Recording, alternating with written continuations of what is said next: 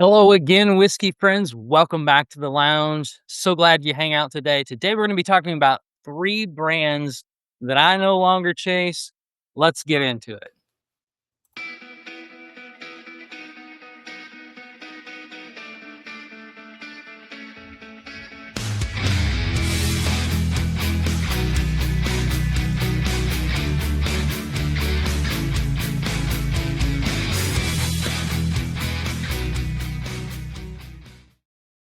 Welcome back, everybody. Today, we're going to be talking about three particular whiskey brands that I no longer chase after having many bottles of their products, but also some of the things that I found out that I could replace it with that seemed to be a better fit for my palate, but also much better fit on my pocketbook. So let's start with one of my all-time favorites that I've collected a lot of bottles, still have quite a few of the early batches, and that is Smoke Wagon Uncut Unfiltered. Now, this was one of my absolute favorites that I had. This is the 5801. This was the first bottle released here in Arkansas, which was absolutely fantastic. It was pre-batch numbered, on the back. So this particular brand came out swinging for the fences. They had a lot of ultra aged MGP barrels that they were putting out. And then when they came out with their uncut unfiltered, as far as their single barrel was concerned on the MGP ultra age, but on their uncut unfiltered, they were using some older stock as well. As time progressed and as popularity grew, the whiskey barrels began to deplete. The quality, in my opinion, as far as what you were getting versus the price that you were having to pay. And some of these bottles were going on secondary for well over $100, even though they were priced appropriately at the stores. I know Aaron did a great job of trying to keep the prices down as much as he could in the beginning as well. And he has no control over the secondary value. But what I can tell you is that some of these early batches, man, were just absolute hitters. I think I still have some of the 44 batch left that I'm, nursing. And I have a 12-year-old pick that is absolutely fantastic that came out, a few years ago. And what I found is that you can find similar quality MGP at a different price or around the same price of what it should be on the shelf for 8 to 10 years old. And just to give you an example of that would be Old Dominic's MGP polling station 8-year bourbon that we did, and now we're about to have another one come out that's a 10-year bourbon, and those were under $90. Most of those were under 60, if I remember correctly. So that's one of the brands that I've really just kind of stepped away from even, you know, getting off of the shelf anymore. I still enjoy drinking it. It's just that I don't go out and chase it like I did before, and where I was buying multiple bottles of each batch and drinking through those. Now I still have some of the older batches again, like I said, but for me, it's just not a brand that I'm going to be chasing after. So let's move on to number two.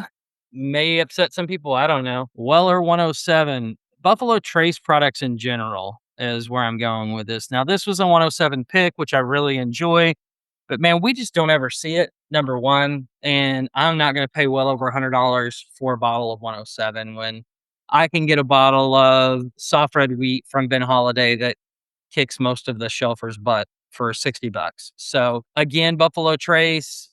I've got a bunch of other products that I would much rather drink than Buffalo Trace. Turkey 101 Rare Breed is another product that's on the shelf, findable, always consistent, don't have to chase it. So that's not to say I wouldn't buy some of the Buffalo Trace products at retail, which I have done before, whether it be the single barrel or the barrel proof. But at the same time, some of these bottles were going for upwards of $800 a batch back 3 years ago. It's just not a brand that I continue to chase after, nor is it a brand that I typically go to on a regular basis these days at all. I have that bottle and I have one other Weller foolproof bottle, an Eagle Rare, and a barrel proof and a single barrel. So, and those were all bought within the last 3 years at retail. So it's just not a brand that I'm going to be chasing after. And some people like their BTAC products. I get that. And they want to pay upwards of $5, $6, $7, $800 for it. They're good products. Don't get me wrong. It's just not worth the money or the time and effort that it's going to take for me to go to secondary sites and try to find what I'm wanting, especially on these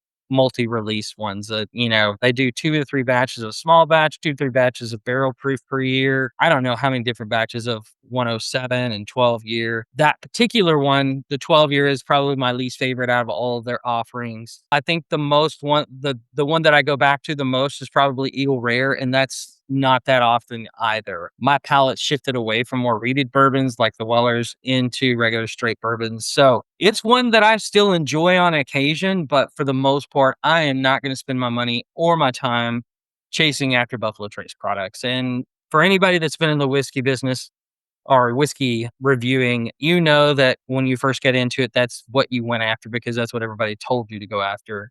And then you learn your lesson that after tasting several after one after the other, and it's good product, but it's not worth your money, that it is on secondaries. So with that being said, let's move on to the third one. This one hurts a little bit. Joseph Magnus Cigar Blend. Now, Nancy is an incredible person, and I love Nancy, and I love what she was doing. This particular batch is batch number 52, which is a killer. Anything under 100 is crazy good.